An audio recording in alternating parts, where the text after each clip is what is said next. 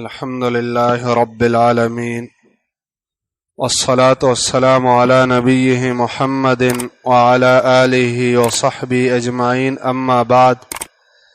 وعن أبي هريرة رضي الله عنه قال كان رسول الله صلى الله عليه وسلم إذا كبر للصلاة سكت هنيهة قبل أن يقرأ فسألته فقال أقول اللهم باعد بيني وبين خطاياي كما باعدت بين المشرق والمغرب. ابو ہریرہ رضی اللہ عنہ سے روایت ہے کہ اللہ کے رسول صلی اللہ علیہ وسلم جب نماز کے لیے تکبیر کہتے تو تھوڑی دیر اس کے بعد ٹھہر جاتے تھے قرات سے پہلے.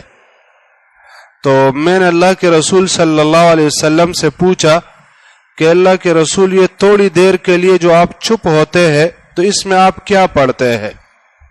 تو اللہ کے رسول صلی اللہ علیہ وسلم نے فرمایا کہ میں اس میں یہ دعا پڑھتا ہوں اللہم باعد بینی و بین خطایایا کما باعدت بین المشرق والمغرب اللہم نقنی من خطایا کما ينقى الثوب الابیض من الدنس اللہم اغسلنی من خطایا بالماء والثلج والبرد.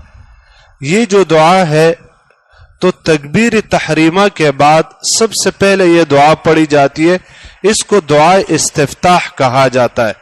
استفتاح کا معنی ہے وہ دعا جس کے ساتھ نماز شروع کی جاتی ہے. دعا استفتاح کے اندر احادیث میں بہت ساری دعائیں نقل ہے اللہ کے رسول صلی اللہ علیہ وسلم سے. کچھ دعائیں ایسی ہے جو بہت زیادہ لمبی ہے اور کچھ دعائیں ایسی ہے جو مختصر ہے. تو اس میں جو سب سے زیادہ صحیح سند کے ساتھ نقل ہے وہ یہ والی دعا ہے اللہم باعد بینی و بین خطایا. یہ دعا کہ اے اللہ میرے درمیان اور میرے گناہوں کے درمیان دوری لے کر آ، اتنی دوری جتنی کہ مشرق اور مغرب کے درمیان ہے، اور اے اللہ مجھے گناہوں سے ایسا پاک کر دے جس طرح کے سفید کپڑے کو میل اور کچیل سے پاک کیا جاتا ہے، اور اے اللہ آپ میرے گناہوں کو اولو کے ساتھ، برف کے ساتھ اور پانی کے ساتھ، ان تمام چیزوں کے ساتھ دھو لے. تو دیکھو اس دعا کے اندر انسان اللہ رب العالمین سے اپنے گناہوں کی معافی طلب کر رہا ہے کہ اللہ میرے گناہ معاف کر دے. تو یہ دعا صحیح حدیث میں ثابت ہے. اس کے علاوہ دوسری دعا جو ثنا کے ساتھ مشہور ہے سبحانک اللہم وبحمدک وتبارک اسمک وتعالی جدک ولا الہ غیرک. یہ دعا بھی انسان پڑھ سکتا ہے اور اللہ کے رسول سے اور صحابہ سے یہ بھی ثابت ہے.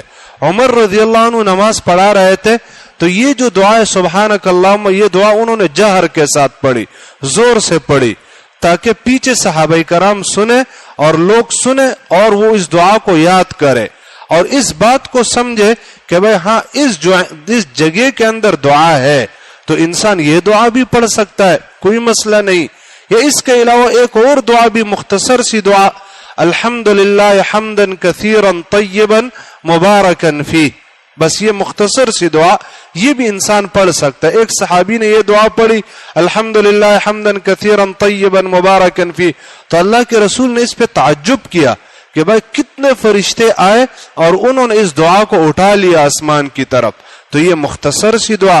یا اسی طرح یہ دعا بھی انسان پڑھ سکتا ہے اللہ اکبر کبیرا والحمدللہ کثیرا وسبحان اللہ بکرۃ واصیلا. یہ دعا بھی صحیح سند سے نقل ہے اس جگہ میں. تو یہ دعا بھی انسان پڑھ سکتا ہے. اس کے علاوہ باقی اور لمبی دعائیں بھی آئی ہے وجہت وجہی للذی فطر السماوات والارض، یہ دعا بھی آئی ہے. اس کے علاوہ دوسری اللہم لک الحمد انت نور السماوات والارض، یہ اس قسم کے اور بہت ساری دعائیں آئی ہے.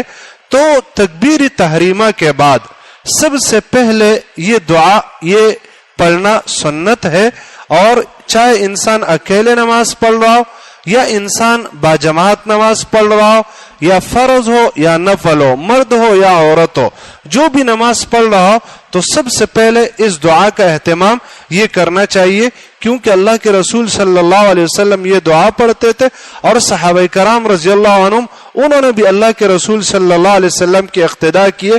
تو اس میں کبھی انسان ایک دعا پڑھے کبھی دوسری. اگر ایک انسان کو ساری دعائیں یاد ہے تو ساری دعائیں ایک مرتبے میں نہیں پڑھے گا، نہیں تو یہ بدعت بن جائے گا. ہاں ایسا کر سکتا ہے کہ ایک نماز میں ایک دعا پڑھ لی اللہم باعد، اب دوسری نماز میں سبحانک اللہم پڑھ لیا، تیسری نماز میں تیسری دعا پڑھ لی. تو اس میں یہ فائدہ ہوتا ہے، علماء لکھتے ہیں کہ انسان جب اذکار تبدیل کرتا رہتا ہے تو اس سے انسان کے نماز میں توجہ اور خشوع برقرار رہتی ہے.